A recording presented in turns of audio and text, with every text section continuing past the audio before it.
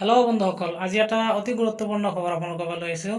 সেইটো হ'ল আমাৰ অসম টেট 2021 যিটো নতুন এপ্লিকেশ্যন প্ৰচেছ সেইটো আৰম্ভ হ'ব গৈ আছে। সেইটো চাওক কেনেকৈ ক'ত কি দিছে প্ৰমাণ সহকাৰে দেখাই আছোঁ। এইটো আমাৰ SSCৰ ৱেবছাইটটোত। তাৰপিছত ইয়াত চাওক 2000 জেনেৰেল টেট 2021 ইয়াত জেনেৰেল বুলি উল্লেখ কৰি দিয়াই আছে, গতিকে কোনো টেনশ্যন কথা নাই। এতিয়া আমি চাম ৱেবছাইটটোত কি আছে, কেনেকৈ কি ফিল আপ কৰিব লাগিব, কেনেকৈ কি জমা দিব লাগিব, সেই ডিটেইলছসমূহ প্ৰথমে আমি জানি লওঁ। আহকচোন, এটা ৱেবছাইটটোত ক্লিক কৰিছোঁ। ইয়াত LP UP দুয়োটাৰ কাৰণে এপ্লাই কৰাৰ কাৰণে ইয়াত ব্যৱস্থা আছে। কেনেকৈ কৰিম চাওঁ আহক। এতিয়া পেজটো অ'পেন হৈ দিয়ক। প্ৰথমে পেজটো অ'পেন হওক। এইটো আমাৰ পেজটো অ'পেন হৈ গ'ল। এতিয়া আমি কি ৰেজিষ্টাৰ কৰি ল'ব লাগিব। প্ৰথমতে ৰেজিষ্টাৰ কৰিবলৈ হ'লে কেনেকৈ নিয়ম কি পালন কৰিব লাগিব সেইটো আমি চাই লওঁ। ইয়াত চাওক কিছুমান ৰোল দিয়া আছে। আপোনাৰ কি হ'ব লাগিব, ইমেইল ID থাকিব লাগিব, তাৰপিছত ফোন নম্বৰটো থাকিবই লাগিবই, তাৰপিছত কোৱালিফিকেশ্যন থাকিব লাগিব, সেইটো সেইবিলাক দিয়া আছে কিবা কিবি। তাৰপিছত চাওক ইয়াত যিটো লিষ্ট কিবা এটা দিয়া আছে সেইটো চাওঁ আগত। আপোনাক অল ডিটেইলছ দেখাম, টেনশ্যন নাই। ইয়াত প্ৰচিডিউৰটো কৈছে কেনেকৈ কি কৰিব লাগিব। প্ৰথমে চাওক কি কৈছে, আহি আছে PDF টো। এই PDF টোত কি কৈছে চাই লওঁ এবাৰ। ডাউনলোড হৈ আছে।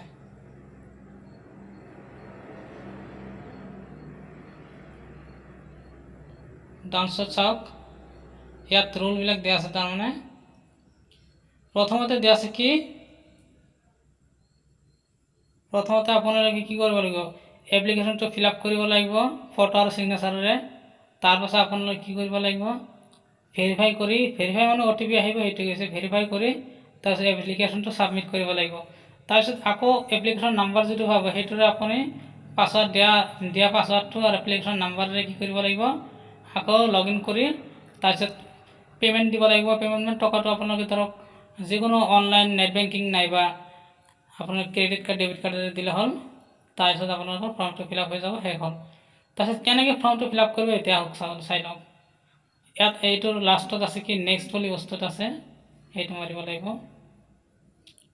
এই নেক্সটটো এটা কৰি শেষত আছে। ইয়াত কিছুমান ৰোল দিয়া আছে, সেইটো কৈছোঁ। নেক্সট এতিয়া মাৰি লওঁ। নেক্সট মাৰাৰ পিছত আমাৰ পেজটো আহি গ'ল। এতিয়া পেজটোত প্ৰথমতে কি ফিল আপ কৰিব লাগিব, আপুনি কোনটো টেট এপ্লাই কৰিব, LP UP না বোলে দুয়োটাই, তেতিয়াহ'লে দুয়োটাই হ'লে বোথ দিব লাগিব। বোথ মাৰি দি দিলোঁ। এতিয়া LP দিলে আপোনাৰ প্ৰথমটো দিব, UP দিলে ছেকেণ্ডটো, তাৰপিছত বোথ দিলে দুয়োটাই, লাষ্টৰটো যিটো আছে সেইটো। এতিয়া ইয়াৰ পিছত আপোনাৰ নাম, তাৰপিছত পৰিচয় যিখিনি আছে সেইখিনি দি দিব লাগিব। অল ডিটেইলছখিনি দিয়াৰ পিছত আপুনি মেল ফিমেল দি ডেট অফ বাৰ্থ এইবিলাক দি লাষ্টত আপুনি চাওক আপোনাৰ ডিটেইলছখিনি দিয়া হোৱাৰ পিছত আপোনাৰ ইয়াতো আগৰ টেটৰ নিচিনা এইবাৰ জোন চিলেকশ্যন কৰিব দিছে।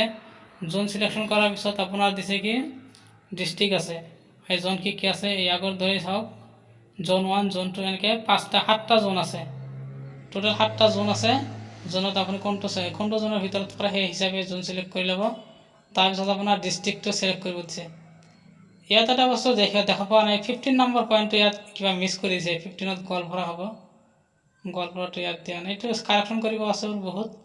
এতিয়া এপ্লিকেশ্যন কৰিলেও কৰিব পাৰে, নহ'লে অলপ 2-1 দিন ৰখি দিয়ক।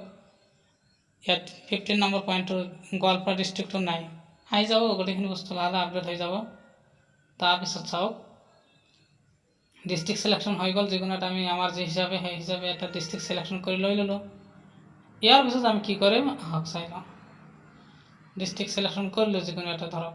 ইয়াৰ পিছত আমাৰ যিবিলাক আছে চাৰ্টিফিকেট কি কয় হায়াৰ ছেকেণ্ডেৰী, তাৰপিছত গ্ৰেজুৱেশ্যন, তাৰপিছত আমাৰ প্ৰফেশ্যনেল কোৰ্চেছ আমাৰ কি DLED বা BEd যাৰ যি আছে সেইটো হিচাপে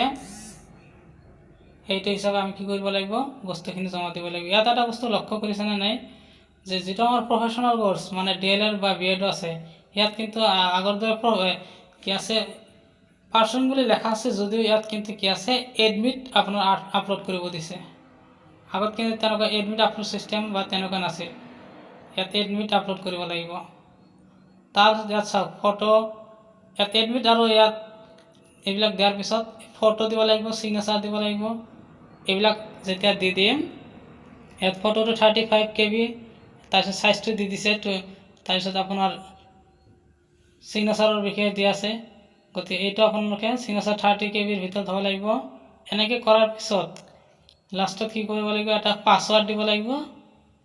ফটো আপলোড কৰিলোঁ, তাৰপিছত সিগনেচাৰ দিয়াৰ পিছত পাছৱাৰ্ড এটা দি পাছৱাৰ্ডটো আকৌ কনফাৰ্মেশ্যন কৰি আপোনালোকে কি কৰিব লাগিব, সেই লাষ্টৰ তলত আছে সেইটো কি কৰিব লাগিব, সেইটো দেখাই আছোঁ। সেইটো প্ৰথমতে ফটো আৰু সিগনেচাৰটো কিন্তু আপোনালোকৰ সঠিক মাপমতে হ'ব লাগিব। সঠিক মাপমতে নহ'লে আপোনাৰ আপলোড হোৱাত প্ৰব্লেম দেখাব। যিখিনি আমাৰ ফটো যি হিচাপে দিবলগীয়া আছে সেই হিচাপে বনাব লাগিব। তাৰ পৰা বিভিন্ন ধৰণৰ এপছ নাইবা আপোনালোকে নিজে মোবাইলত সৰু সুৰা ৰিচাৰ্জিং এপছ আছে, সেইবিলাক দি বনাই ল'ব। তাৰপিছত আপোনাৰ আটাইখিনি বস্তু চাই ল'ব যাতে বস্তুখিনি শুদ্ধমতে বহা হৈছে নে নাই। এটা কথা মন কৰিব, আমি কিন্তু ইয়াৰ পিছত বস্তুখিনি দি দিমেই। যিমানখিনি আমাৰ বস্তু লাগে সেইখিনি কেনেকৈ কৰিব লাগে এক্সাম্পল দি দেখাই দিম। গতিকে এইখিনি কৈ দিলোঁ, ধন্যবাদ।